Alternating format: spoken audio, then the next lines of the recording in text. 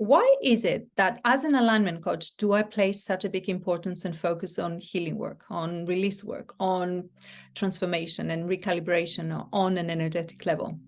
I will share with you why. So what is alignment? Alignment in essence is us being in a state of flow, with our life, with the goals, with the things we're aligning and becoming more purposeful towards. That's what essentially is alignment, right? And alignment becomes easier the more we create, or find the road to least resistance. And the healing work is essentially taking away some of those roadblocks, right? So let's kind of give you an example. For instance, I live on a street where often I see people are recycling old furniture, right? Big sofas, chunky furniture, and they put it on the side of their yard or in the pavement. Imagine, however, if they take that furniture and put it in the middle of the road, and you're driving down the road, and then suddenly you're faced with this roadblock of this big chunky furniture. What do you need to do? You need to get out of your car. You need to remove your the sofa out of the way so that you can keep on going, right? So this is kind of like you having a roadblock.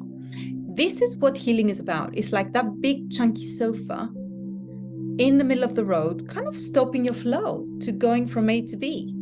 And you essentially having to get out of your way to get it, remove it from the street so that you can keep on going.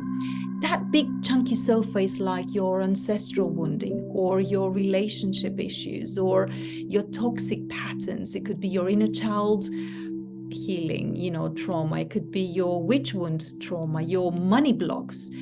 That's kind of like that big piece of furniture. Or imagine this other example. In your house, right? Recently I cleared the house. I washed sort of surfaces. I did my kind of fabrics and everything because there was a lot of dust from the summer.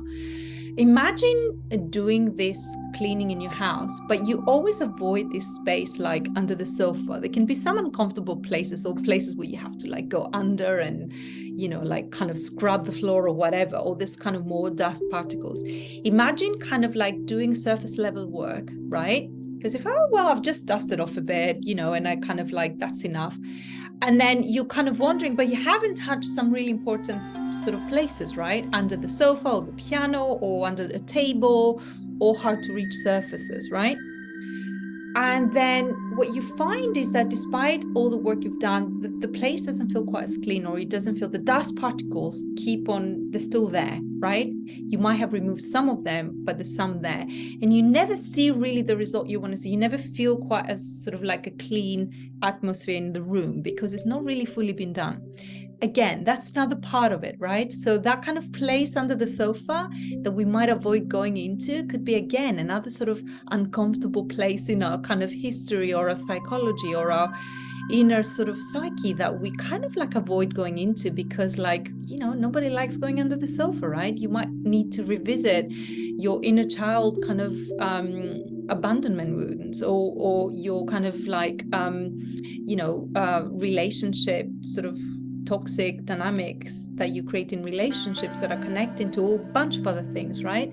To an abusive background or whatever. So they can be uncomfortable to want to do. But at the same time, when you do, just things feel a lot clearer. The energy lightens up. Things kind of rise, feel a lot more easy to access and a lot more vibrationally matched to the things that you desire.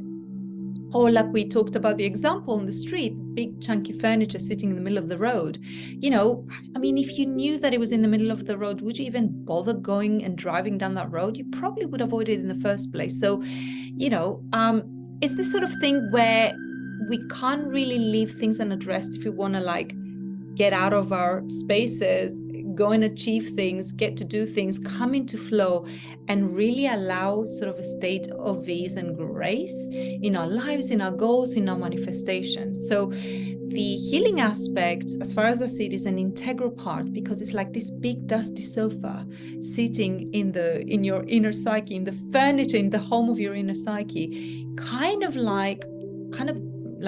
gathering dust and us doing nothing about, and then wondering why kind of the place is not as clean and why we're not becoming a match to things that feel clean, you know. So it's a kind of similar thing. So I see it as very much my responsibility as an alignment coach to take people there. So one of the things we do is we do energy work. We do energy work on any possible program you can work with me. At the moment, I have 3 different things. I work with my Estia, my 6-month alignment and soul expansion academy for women in business. We do weekly work in our live calls. I do energy work and release work, especially around soul contracts, around our gifts, spiritual gifts, in Blooming, which is my 3-month mentorship where I help you connect and activate your psychic gifts so you can use it as a skill in your work. You get to become an expert energy reader, energy being a universal language, the language of the soul. That's where we also do energy work so that we can clear the cobwebs around our kind of ability and capacity and openness to use our gifts. And I also do it in my one-to-one work in my packages. That's my long-term packages. I've got a 4-month package, 12-month, which is a whole year long. I do it in the Oracles Lounge, which is a low-cost membership where we work one-to-one with whatever it is you're working with on a personal level or in your business and your personal life.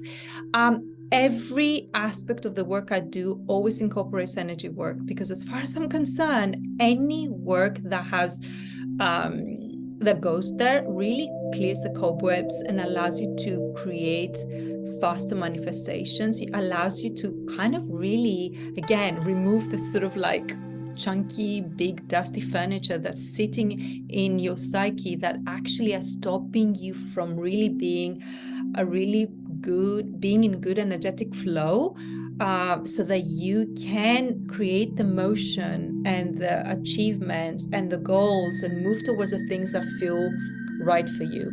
I do see that over and over again. And I want to say something, because I hear women, and I know a lot of the women I work with have done a lot of good energy work with good people, right? And they say, but Samaya, I've done so much work, yet how much more work do I need? And here's what I want to say about this, what I found, because I've kind of been doing energy work for so many years. I've been facilitating it on a very kind of extensive level.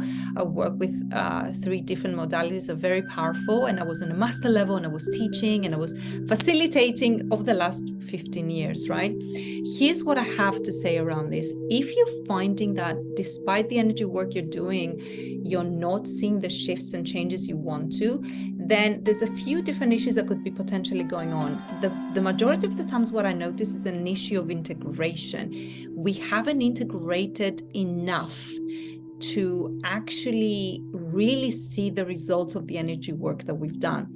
The second issue that I often see is that with women who've gone so deep into their energy work, the change of gears that it takes from being in healing mode to action mode and a manifesto is a very nuanced change of gears that needs to take place. That's something that I guide women with, to really know how to shift from healing mode to manifesting mode, right?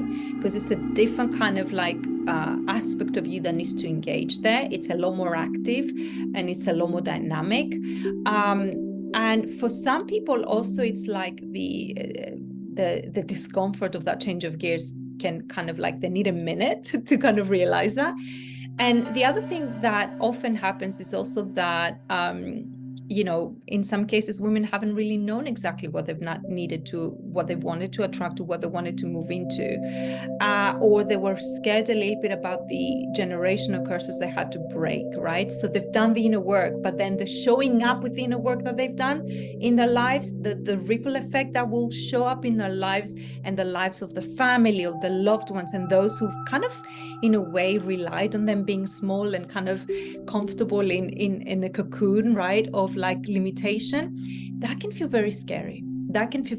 So yes, I know you've done the inner work, wonderful, but then there's the empowerment work that needs to happen to really kind of like really embody that work and really step with confidence and in a protective energy to really tackle and bring that new version of self into the world, right? So I wanted to bring that attention there because it's something that I've noticed. I've really looked into this to so many women so far, and it's some of those things are things I experienced myself. So it's great to do the inner work, but we then need to kind of like change gears, and we need to then embody that inner work and really take action and step into the world. We can't be perpetual apprentices and perpetual seekers and perpetual kind of like people in healing mode. We have to kind of at some point sort of, you know, do the growing up that comes with this and really embody this new version of self, because it will create, there will be a time where that becomes, you know, they say today's ceiling is next tomorrow's floor. There will be a time where it just feels very comfortable and you get used to that new version of self, and then you become very comfortable and at ease, really communicating and living life from that place. And then it becomes more of a blessing and an activated version of self that feels in flow and feels, you know, yeah, I can tackle alignment. It's easy for me from that place to come into alignment. So hope this helps understanding this.